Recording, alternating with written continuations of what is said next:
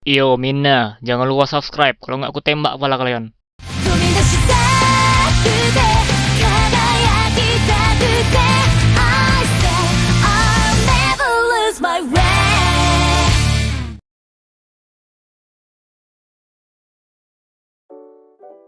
Halo semuanya, selamat datang kembali di channel Tidak Pernah Lulus. Di video kali ini gua bakal bahas fakta di balik layar Ultraman Blazar. Cerita di balik layar tentunya sangat menarik, jadi gua udah rangkum beberapa nih. Mungkin ada yang pernah gua bahas, soalnya gua juga lupa mana yang udah dibahas. Tapi nggak masalah lah ya, anggap aja sebagai pengingat. Yang pertama, Taguchi mengungkapkan kalau konsep dari Ultraman Blazar udah ada semenjak penayangan Ultraman Ginga. Tapi jelas lah, Fields dan Bandai nggak mau, karena mereka baru aja mengambil alih Suburaya dan keuangannya masih bener-bener krisis. Jadi mana bisa buat series kayak gini yang minim mainan tapi banyak kaiju baru. Ultraman Ginga aja cuma sekedar fanservice kan. Terus ketika Taguchi membuat series Ultraman Z, dia juga berencana kembali menggunakan konsep itu, setidaknya di episode 1 aja, yang sangat kental dengan aksi militer. Tapi ternyata lagi-lagi nggak bisa. Bahkan sebenarnya Suburaya mau menghilangkan tim tempur. Dan barulah di tahun ini Taguchi benar-benar bisa merealisasikan idenya. Alasan utama kenapa Bandai mau nggak lepas dari keberhasilan Ultraman Z yang sangat sukses dari penjualan mainan. Jadi Bandai menaruh kepercayaan penuh kepada Taguchi. Taguchi minta Blazar ini jangan kebanyakan gimmick, tapi kaiju originalnya dibanyakin. Tapi Bandai nggak bisa menghilangkan sepenuhnya inner space. Anak-anak suka meniru adegan human host atau human form ketika di dalam inner space. Makanya di Ultraman Blazar, inner space atau inner dimension cuma muncul ketika ada item baru. Dan itu pun cuma diperlihatkan alatnya doang, nggak sampai orang-orangnya juga. Ini cara yang keren sih menurut gua. Nggak menghilangkan inner space untuk gimmick, tapi kesannya tuh jadi berbeda loh. Kru dari Ultraman Blazar sempat protes sama Taguchi karena Taguchi ingin membuat pertempuran udara dengan durasi yang cukup panjang. Pertempuran yang dimaksud adalah episode 14 ketika Del Thunder melawan Ultraman Blazar dan juga Edgaron. Masalahnya adegan itu susah dibuat, tapi budgetnya nggak nambah. Kan udah gua bahas biaya pembuatan seriesnya yang rata-rata per episodenya 20 juta yen. Itu rata-rata biaya seri sebelumnya juga. Akhirnya pertempuran udara itu dibuat di malam hari, jadi dengan biaya kecil tapi durasinya panjang. Hasilnya emang cukup seru ya, tapi bener-bener kerasa kurang spesial karena malam hari kurang bisa dinikmati. Mereka menyembunyikan CGI jeleknya dengan membuat latarnya di malam hari.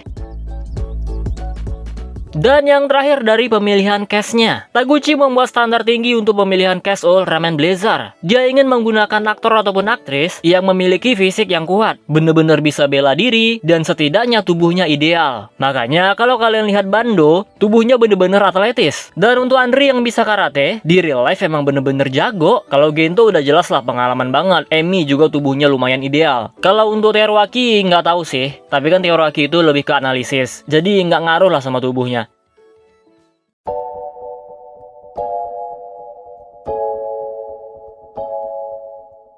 Nah, jadi itu dia pembahasan kita kali ini. Fakta menarik di balik layar Ultraman Blazar. Mungkin udah ada yang pernah gua bahas, tapi nggak masalah lah. Hal ini menunjukkan kalau Taguchi memiliki idealisme dan standar yang tinggi. Yaudah, segini aja pembahasan kita kali ini. Tapi jangan close dulu videonya. Gua akan bacain komentar kalian yang pakai hashtag #BacaTPL. Yang pertama dari Ram, kayaknya Gento bakal ketahuan deh kalau Gento yang jadi Blazar sama AI Gois pas ngendarai Edgaron di episode ke depan. Wah, bisa jadi nih. Mungkin nanti bakal ada lagi adegan Gento berubah menjadi Ultraman Blazar di dalam Edgaron. Tapi mungkin AI ini udah tahu. Dia udah mengamati anggota SCUT selama ini. Dan Gento udah pernah berubah di kokpit. Wah, ini harusnya bakal menarik sih. Tapi seperti yang kalian tahu lah, sampai sekarang anggota SCUT nggak ada yang curiga sama Gento. Padahal udah banyak momen Gento harusnya ketahuan. Memang ada kemungkinan juga mereka udah tahu, tapi masih diam-diam aja sampai sekarang. Jadi nanti di akhir-akhir bakal seperti Ultraman Taiga tuh. Tapi kalau misalnya nggak kayak gitu, dibuat sama kayak Ultraman Decker, wah ini penulisan dan eksekusinya nggak nyambung. Next dari RV Official, gua sih jujur belum ada prediksi mengenai Blazar final ini. Masalahnya konspirasi GGF aja masih abu-abu banget. Kita nggak tahu apa yang terjadi di belakang. Bahkan gue iseng cari clue nama Valaron aja nggak ada di Google. Adanya Valar adalah tangan kanan malaikat Tuhan. Tapi berdasarkan sinopsis, Valaron tidak menggambarkan sebagai sosok utusan, malah seperti mutasi gagal. Tapi kalau menurut gua kayaknya Wave ini bakal dibikin kayak RDB di Gaia atau Devil Splinter di Z. Berhubungan tapi bukan problem utama dan dibikin menggantung agar ada kontinuitas dari para kaiju untuk proyek Ultraman ke depannya. Jadi fokus utama itu ada di subjek V9 yang adalah Valaron. Valaron itu dibuat dari Wave 0 yang ada di berkas rahasia GGF episode 4 yang somehow bermutasi dengan satu hal. Tapi ini teori jorok banget. Gua nggak yakin ini bener, but let's see aja. Iya sih, kalau teori ini bener jelek banget. Karena sampai episode 19, kaiju-kaiju luar angkasa itu masih berdatangan. Beda dengan di Ultraman Z. Devil Splinter udah habis sejak episode awal, dan di episode 19 sudah terjawab kalau para Ultraman New Generation lah yang mengurusnya. Dan itu berlanjut sampai UGF AC dan TDC. Jadi bisa dimaklumi menggantung. Dan RDB di Gaia juga sampai akhir kan. Tujuan mereka ke bumi juga jelas. Kalaupun Wave ini menggantung, harus diselesaikan di movie. Karena emang kita masih nggak tahu tujuan mereka ke bumi itu apaan.